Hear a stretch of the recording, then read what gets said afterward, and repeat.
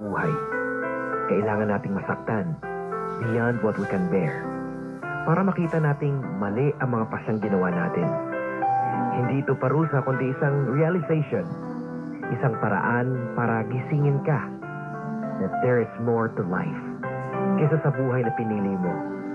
May mas magandang kapalaran na naghihintay sa'yo. Hindi mo kailangang magtiis sa isang relasyon na wala ng pag-ibig. Kadalasan ang mga tinik sa buhay natin ay resulta ng series of decisions na ginawa natin. Ang mahalaga ay makita natin ang mga pagkakamali at matuto tayo mula dito.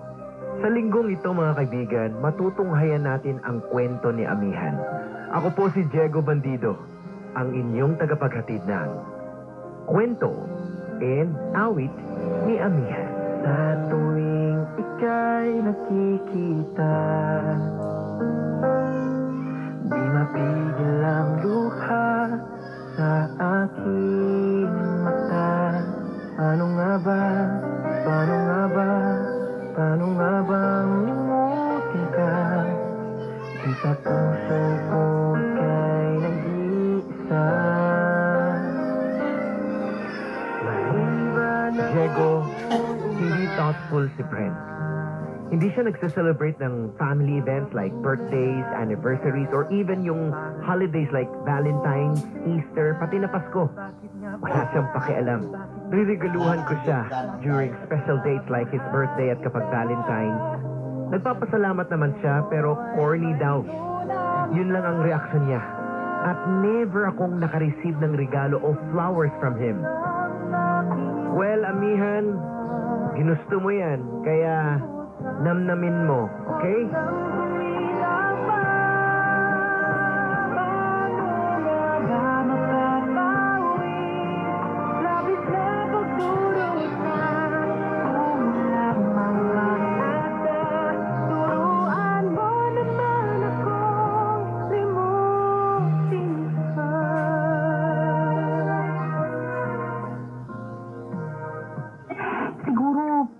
Talaga sa pamilya nila. Baka lumaki siya na wala nagre-regalo sa kanya. Or hindi talaga yung uso sa pamilya nila. Ayan ka na naman eh. Gina-justify mo na naman yung pagkukulang niya. Gumagawa ka ng rason para hindi ka magalit sa kanya. Sally, mabait naman yun at responsable. Kapag nga araw ng sweldo, buong nang binibigay yung sweldo niya sa akin. At saka, kung may kailangan palitang gamit sa bahay dahil sira na o ayaw gumana, siya ang nag-aasikaso. Usan ka pa. Oo nga, pero naglilihim siya. At hindi mo pa siya kinoconfront about it hanggang ngayon. Huwag na lang siguro. What I don't know won't hurt me. Amihan, hindi tama yan, ha? Tapat ka sa kanya. Nakatingin man siya o hindi, siya lang talagang karelasyon mo. Pero hindi siya ganun eh. That's unfair. Hindi tama yun. O, anong gusto mong gawin ko? Confront him. Kung hindi niya kaya maging loyal sa'yo, then, hiwalayan mo. Total, hindi naman kayo kasal. No. Hindi ko yun kaya. Ano na ba nangyari sa kaibigan kong matalino, matapang, at alam ang gusto niya? Nagkaanak siya. Nagkapamilya. Amihan, hindi kayo pamilya dahil hindi kayo kasal. Sorry, BFF. Kakaganito lang ako dahil concerned ako sa iyo eh. Tingnan mo yung anak mo, si Hailey. 3 years old na, pero hindi pa nagsasalita. Kasi puro si Bren ang inaasikaso mo. Naisip mo ba? Nagdapat mo na ipa-check up si Hailey? Sally, normal si Hailey. Wala siyang diferensya. Delayed lang ang speech niya. Oh, there you go again. In denial ka eh. Kung paano in denial ka sa panuloko ni Bren, pati ba naman kay Hailey, in denial ka rin na kailangan niya ng medical help? Huwag mo naman sabihin yan, Sally. Normal si Hailey. Normal lang anak ko. Oh, Ami, I'm sorry. May pera lang ako. Ako na mismo ang papa-assess kay Hailey. Kailangan niya ng early intervention. Kung gusto mong mapabuti ang anak mo, dapat mo na siyang patingnan. Sorry. Sana mali ako. Pero 3 years old na siya, Ami. At base sa naobserbahan ko, may mga bagay siyang hindi pa niya kayang gawin. Samantalang ang karaniwang bata, pag nag 1-year-old, nagsasalita na at may eye contact na kapag tinawag ang pangalan nila.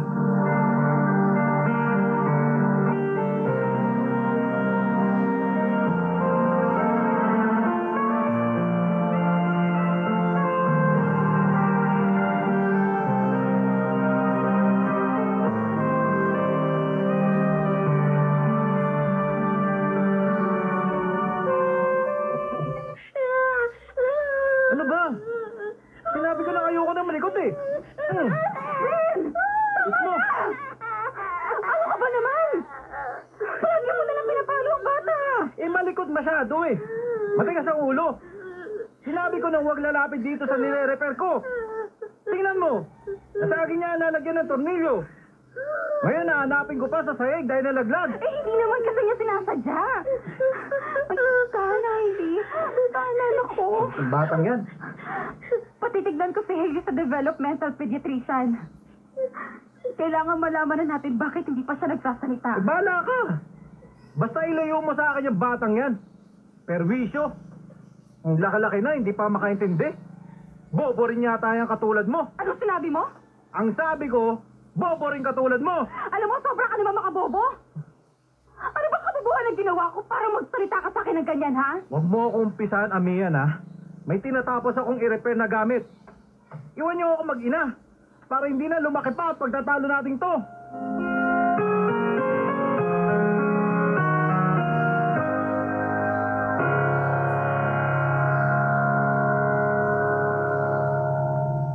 Alaksan FR. Sa maliit o malaking aray, Alaksan FR agad. Ang balitang ito ay hatid sa inyo ng ACS Manufacturing Corporation, ISO certified, maker of world-class quality Pride detergent. Number 1.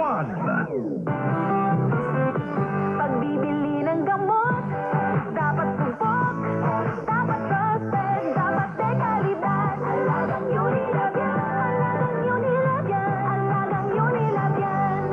Kalidad na gamot, vitamins at pampaganda. Meron ng Unilab para sa'yo. Yan ang alagang Unilab. Maginhawang araw. Gambas Romana po. Uy, Dimples, nandito ka rin. Salamat sa pagrekomenda mo dito sa Generica Drugstore, ha? No problem, Nay. Gusto ng pakiramdam nyo? Maginhawa na. Salamat sa maalagang pharmacist. Nabigyan ako ng generic at hindi sa ng dati kong branded na gamot. Pero sa presyong mas abot kaya. May libreng konsulta pa with their partner doctors. Kaya damang-damo ko ang ginhawa dito sa Generica. Yan ang ginhawang Generica. Ramdam sa lahat ng Generica Drugstores nationwide. If symptoms persist, consult your doctor. Pag ginhawang Generica, damang-dama. Sa Generica Drugstore, tara na! Sa Generica Drugstore, damang-dama ang ginhawa. Yan ang ginhawang Generica.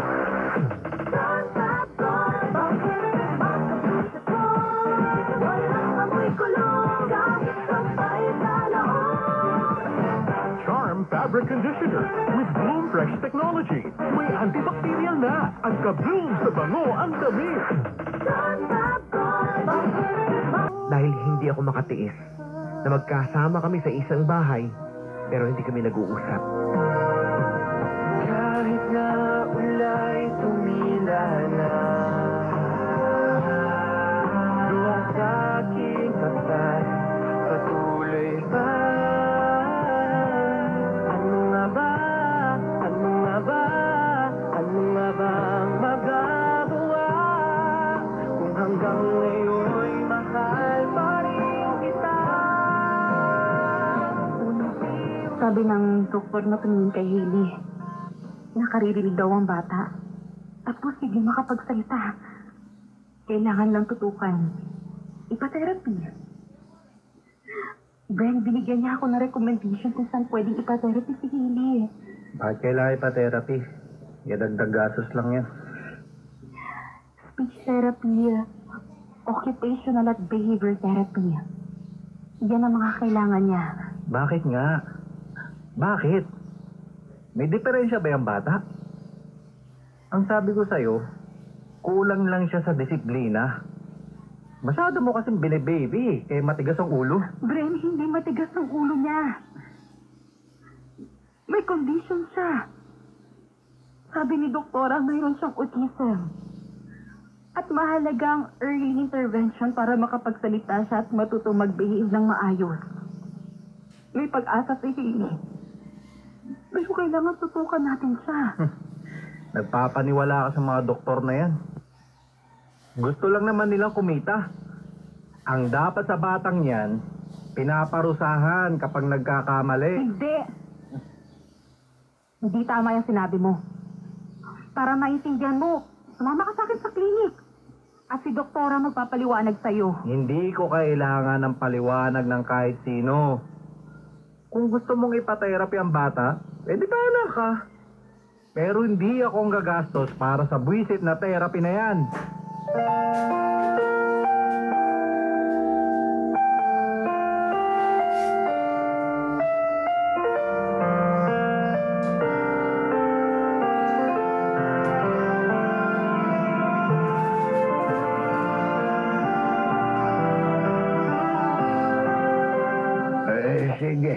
Sige.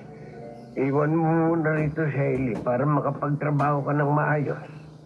Pasensya na, Lolo. Kailangan ko mag-overtime para may pambayad ako sa therapy niya. Nakabuti naman po dahil hindi siya takbo na takbo rito sa bahay.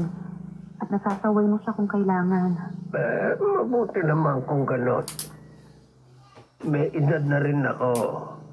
Mahirap namang habulin ko si Hailey kung tatakasan ako. Naiintindihan ko po, Lo. Basta, ilak mo na lang po yung pinto para kung maidlip ka, hindi po siya makalabas. Oo. Sige, Apo. Salamat po. Wala naman po ibang makatutulong sa akin. Ano ba kasing ginagawa ni Brent? Busy po kasi ko sa trabaho. Hindi niya po pwedeng isama yung anak namin. Sige. Kung ano sinabi mo, yun na lang ang paniniwalaan ko. Lolo. Basta hanggat buhay ako, narito lang ako para alalayan ka, Apo. Salamat po. Hindi niyo po alam kung gaano kalaking tulong kung binibigay niyo sa akin.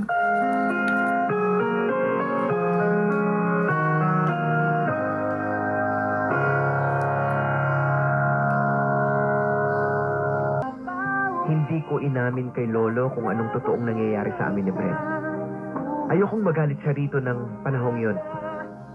Pilit kong pinapaniwala ang sarili ko na magiging maayos rin kami. Na makakatuwang ko rin si Brent sa pag-aalaga kay Hailey. Well, alam ko marami na ang nanggagalaiti sa inyo kay Amihan. Kasi may pagka-Hokage level 9999 na ang katangahan na ginagawa niya sa buhay niya. Sa totoo lang. Ano nga ba ang magagawa kung hanggang ngayon'y mahal pa rin kita?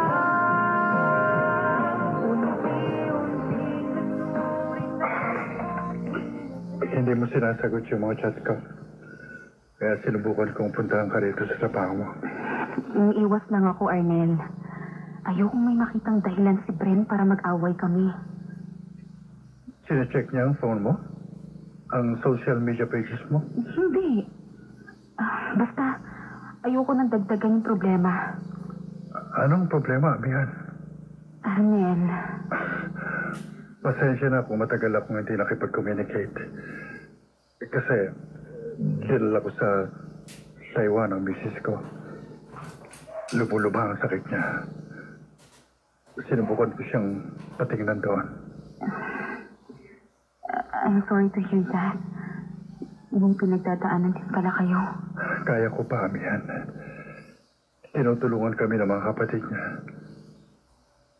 Sa'yo ako nag-aalala. Ang laki ng ipinayat mo. Si Hailey kasi may special needs. May autism siya. At mag-isa ko itong dinadala. Dahil hindi naniniwala si Brent sa kondisyon ng anak namin. Ame. Arnel, akala ko kasi sa pagdating ng anak namin si Hailey, magbabago si Brent. Magiging okay kami. Mas mamahalin niya ako. Pero habang nagtatagal, mas lalo siyang mahirap pakisamahan. Hiwalayan mo na siya. Pagkatapos ano? Nawawala ng amang anak ko. Mag-isa ko nang pabalikatin ang lahat? Narito naman ako. Still in love with you. Hindi. Huwag, Arne. Mas kailangan ka ng misis mo. Alam ko. Pero hindi ko kayang makita kang nahihirapan at nasasaktan. Kaya ko to. Kaya ko to. Magiging maayos din siguro kami. Ami, Sorry ha. Hindi ko dapat sinasabi sa iyo mga problema kong ganito. Please, Arlen. Huwag na ulit tayo magkita.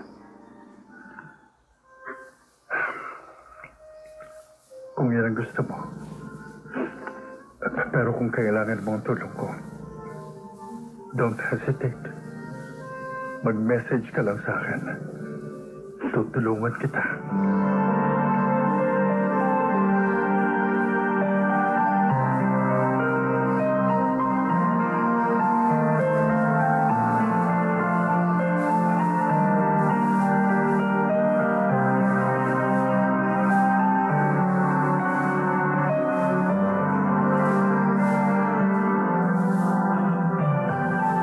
Sa akin na to? Yeah. Ang dami mo namang pasalubong. Mga damit, pabango, rubber shoes, pantalon. Open the box. Wow! Bagong cellphone. Sa akin lahat to? Yes. At mukhang bago lahat, ah. Of course. Bakit kita bibigyan ng second hand? Nakita mo naman, oh, may tag price pa ang mga yan. Mukhang mahal ang mga items na to, Lara. Para sa mahal ko, kahit gaano pa kamahal, bibilhin ko yon. Lara, salamat, ah. Hindi ako makabili ng gusto ko. Dahil napilitan akong pakisamahan at supportan si Amihan, eh. Kung di niya ako tinukso, hindi magiging kami. Kasi, hindi ko rin talaga siya mahal. Ako ba? Mahal mo? Oo. Ikaw ang gusto ko. Kailan mo kayo sasama sa Ireland? Kailan mo pa ako i-sponsor? Para magkasama na tayo roon.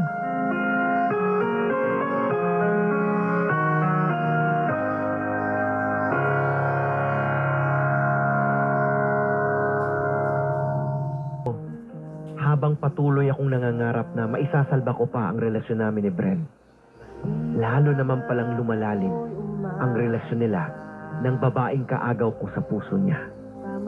Hindi ko alam kung anong naghihintay na future sa amin ni Hailey. Mga kaibigan, dito pa lang makikita na natin ang naging consequence sa mga kasalanang ginawa ni Amihan. Pati ang anak nila ay nadamay sa kasalanang ginawa nila.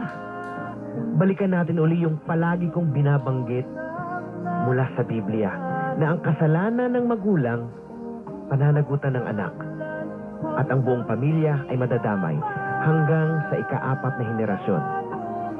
Malinaw po ito na salita ng Diyos. At ito ngayon ang nangyayari sa buhay ni Amihan. Ito yung dahilan kung bakit kung minsan may mga inosenteng nadadamay, yan ay dahil sa epekto ng kasalanan ng kanilang mga magulang o kanilang mga ninuno. Minsan, kailangang maging matapang tayo na aminin ang ating mga pagkakamali para makapag-move on tayo at mabago natin ang ating kapalaran. Oh, paano? Samahan niyo uli ako bukas. Itutuloy natin ang kwento ni Amihan. Ako po si Diego Bandido, ang inyong tagapaghatid ng kwento and awit ni Amihan.